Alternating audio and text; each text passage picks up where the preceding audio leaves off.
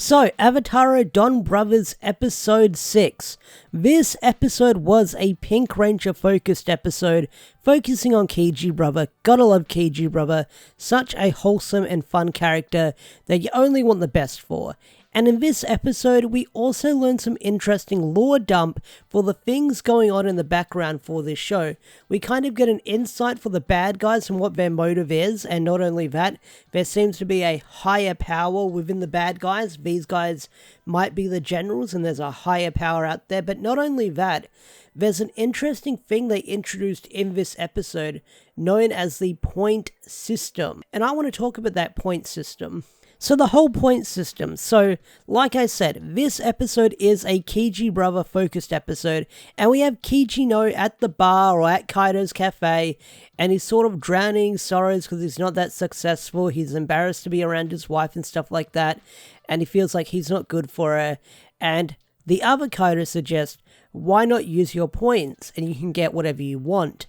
And in this episode, we later have the jail cell guy, Momotaro's stepdad or foster father, sort of tell Oni sister and Saru brother about the bad guys and what they're about and the point system. And Saru brother says, where we learn about this point system, where he says, what if I stop deciding to be a ranger or a warrior? Will you stop me? And the jail cell guy says, well, if you get enough points, then you can stop being a fighter. But if you use your points incorrectly or you sort of use them irresponsibly, misfortune will happen to you. And we learn about this later on in the episode where Kiji uses his points to sort of climb up the ladder and be more successful in life, like getting promotions at work, good things happening to him and stuff like that. And later down the line, you see the misfortune where his wife ends up in hospital. Now, I'm going to talk about his wife really quickly because I got a lot of comments about this in my previous review. Yes, last week's episode, we got to see Inu Brothers' girlfriend, lover, and it was the same actress that plays Kiji Brother's wife. And a lot of people saying, are they twins? Are they related? Why is it the same actresses? Is it the same person? They're just in disguise. I don't think it's any of that. I think it's that they just had the same actress nearby and they were like, all right, make her look a little bit different and we'll say it's a totally different character. I guess that they haven't truly decided who the actress is going to be yet, so they just had a stand-in actress, and then once we finally get the reveal of who Inu Brothers' lover is, we'll find out. We'll get a totally different actress later down the line in the show. So I get the feeling we had a stand-in actress for last week, and then we'll get like the big pop star Japanese celebrity reveal as Inu Brothers' lover. So that's my prediction right there. So back to the whole point system. I think the whole point system is very interesting because it reminds me of an anime/manga called Gantz, where if you got 100 points, you could get anything you wanted, but the main thing that the characters wanted in the series was to get their freedom from playing this game or revive someone important to them.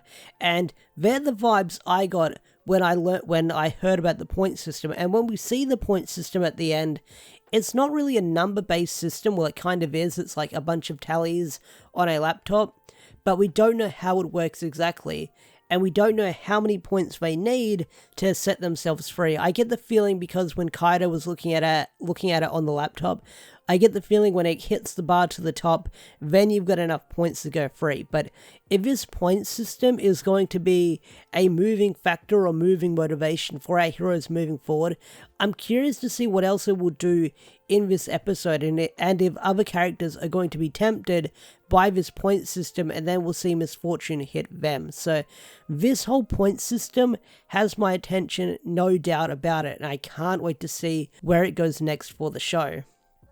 Alright, let's talk about the bad guys, because we kind of learn what they're about in this episode. Like I mentioned earlier, there's a higher power, they call them the Council, I believe, but we also learn that what their world is about and how it's formed, and according to the subs I was watching, and I do apologize if I butchered this, but their world is made up of human brainwaves, and certain human brainwaves can disrupt their homeworld and destroy it. And one of those brainwaves that humans feel is desire. And if there's too much desire going on in human brainwaves, then it messes with their worlds. So the humans that sort of get over affected by too much desire sort of messes with their homeworld, and that's why they have to kill the monsters of the week. So hopefully I explained that well from what I gathered from watching the episode and playing it back a few times. Hopefully I explained that well. But we kind of learnt what they're about and what their motivation is, and that's some very interesting motivation, that they're sort of destroying the monsters of the week to protect their homeworld, wherever that is. And I do wonder who the heck is in charge when it comes to these bad guys, who's the higher power. I'm hoping we find out in the next couple of episodes later down the line in this Sentai. If we don't find out later down the line, that's totally fine with me. I mean, Zyuohger, you don't find out who the big bad guy is until the final arc, if I remember correctly. But whoever these guys are and what's going on, and the council and stuff like that, that's got my attention. I want to find out who these people are and what they're about, and what is the higher order with these people. Now, apart from all the lore stuff, this episode was like really wholesome and a lot of fun to watch. Some really cool action set pieces in this episode as well, because all the action is right at the end of the episode, but there was some really fun comedic moments, such as Kichino challenging Momotaro to like some sort of game, and he goes through in his head like every game they can play, such as sumo wrestling, thumb wars, arm wrestling and stuff like that. And Kiji Brothers sort of picturing himself with his shirt off. He's sort of doing his best to fight Momotaro in these games, and he loses every time.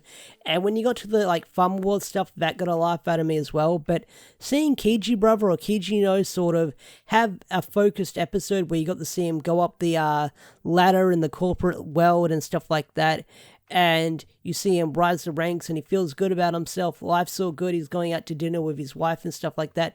You feel great for the character, and then it all goes crumbling down when you see the misfortune of using the points. But I want to bring up freaking Kiji Brothers' boss in this episode. He reminds me of that fat guy from the Lorax. They're the vibes I got. You know, that fat guy in a suit? They're the vibes I got from looking at him. I'll have a picture of them side by side if I remember to do it in post-editing. So Ash, if you're listening to this in post-editing, have that image up right now. Cool. But either way, there was like a lot of fun moments in this episode, and there was another great Momotaro episode where Kiji Brother wanted Momotaro to come work for him, and he says, hey, you'll be doing a lot more bigger things than working at this package delivery stuff. And Momotaro replies with, I don't believe in no job, big or small. I like being a delivery guy because I get to make people smile. And once again, Momotaro, probably one of my favorite Red Rangers we've gotten in a while. Like, there has been a lot of like cool leaders or leader rangers we've gotten, but something about Momotaro, of how optimistic he is and how he wants to bring out the best in everyone and make everyone smile and stuff like that. I like that about him. And then when he morphs, he does have that bombastic energy he's got going for him. So I kind of like seeing Momotaro unmorphed and being all happy-go-lucky and stuff like that. But Oni's sister and Saru Brother try to get answers from him about what's going on, and Momotaro doesn't really give him an answer, saying, you'll find out when you're ready and stuff like that. So again, everything's being super vague in this episode with what the heck is going on. So yeah, that's all I've got to say about Donbrothers episode 6. Overall, I thought it was a really fun episode, and I'm glad we got some more lore in this episode, and I'm excited to see where it's going to go next week. So with that said, I'm going to bring this video to a close. If you enjoyed this video, hit that thumbs up, subscribe to the channel if you're brand new and you haven't done that already. Don't forget to turn on notifications so you never miss an upload whenever I do upload, and don't forget to share this video around on social media so the algorithm picks it up and recommends it to more Sentai and Power Ranger fans. So with that said, I'm bringing this video to a close. Thanks for watching, have a wonderful day or night, and I'll see you guys in the next video. Peace out, take care, bye!